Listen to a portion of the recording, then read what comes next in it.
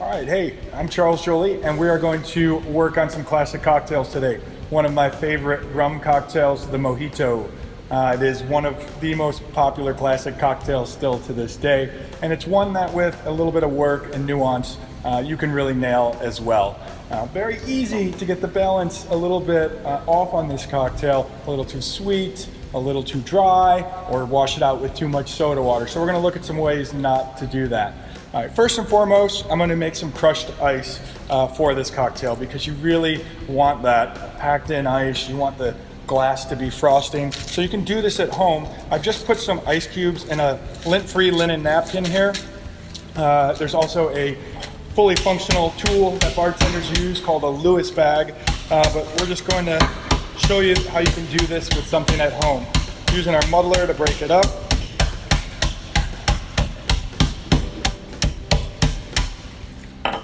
The nice thing about this is your napkin is absorbing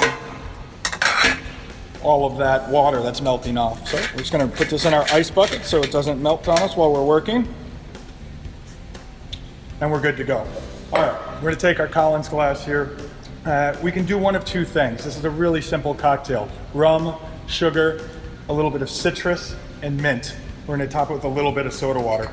You can use a white sugar if you wanted and spoon this straight in. That's totally fine. I'm going to use a simple syrup. It's a 1-to-1 simple syrup, so meaning that we did 1 part sugar to 1 part water and just stirred it together until it melted. This helps with a little bit of consistency, and so measuring in the granulated sugar might not be the same every time. If you do decide to do that, the nice thing with all of our bar spoons is that the bowl is an actual measurement as well. It's 1/8 of an ounce in the bar spoon. So you've got a consistent measurement as you're working. I'm gonna go ahead and add my lime juice as well. And the ratio is really up to you. Here I'm doing about 1 ounce of lime juice and about 3/4 of an ounce of simple syrup. If you like something a little more dry, then dial that back to 1/2 ounce of your simple syrup. Next, we're going to use our mint leaves, and we've really taken our mint stalks, we've stripped off all of those leaves, and we've reserved them for muddling. We've prepped our mint so it's gonna be nice and fresh, and we're gonna reserve that for garnish. So don't be shy here. A big bunch of mint in the top here, and you're ready to go. Grab your muddler and gently press and turn. You never want to muddle just the mint in the glass without any liquid. When you're doing this, you're actually infusing the syrup, you're infusing the lime with all of those fantastic mint oils, and you're going to get all of that lovely flavor. All right, from this point on, we're going to add in a little bit of our crushed ice.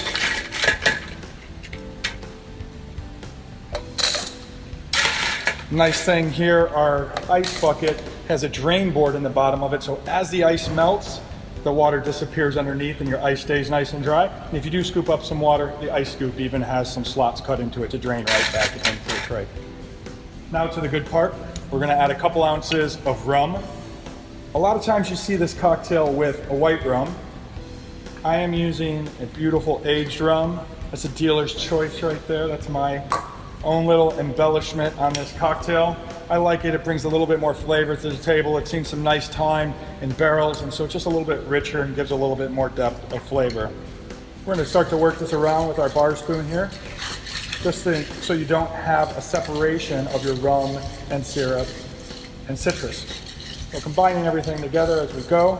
And you notice when I did this, I didn't shred that mint. We're just pressing out the oils. If you see tons of little mint bits that have been shredded and floating around, not only is it annoying because it gets stuck in your teeth while you're trying to enjoy your cocktail, but it also can get a little bit bitter. It goes from sweet mint into almost a cut lawn type flavor. So I know y'all are chewing on your lawns out there. All right, we're gonna top up with a little bit more crushed ice, and then just a bit of soda water. So with this, you notice we topped up. We just don't want to chug 3 ounces of soda onto the top of this cocktail. It's totally going to wash it out. So we want to make sure that we're keeping the balance. If you want to be really, really accurate with this, go ahead and measure it in. Maybe about 1.5 ounces of crushed ice or 1.5 ounces of soda water will do the trick. Awesome.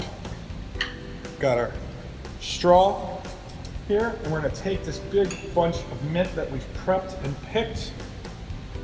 We're gonna give it a little smack on the back of our hand, and this starts to release all those aromatic oils as well. Try this at home. Take the mint, smell it before you've smacked it, and then give it a little tap and smell it again, and you'll get all of those really wonderful aromatics popping off the top. I like to put this in right next to my straw. Don't be shy with the mint. Grow this in your backyard, grow it on your windowsill. It's like a weed. It'll keep coming back again and again.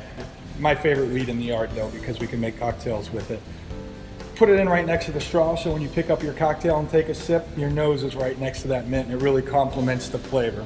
So really, 3 ingredients and a splash of soda water with a little bit of mint, and you've got a perfect mojito. Cheers.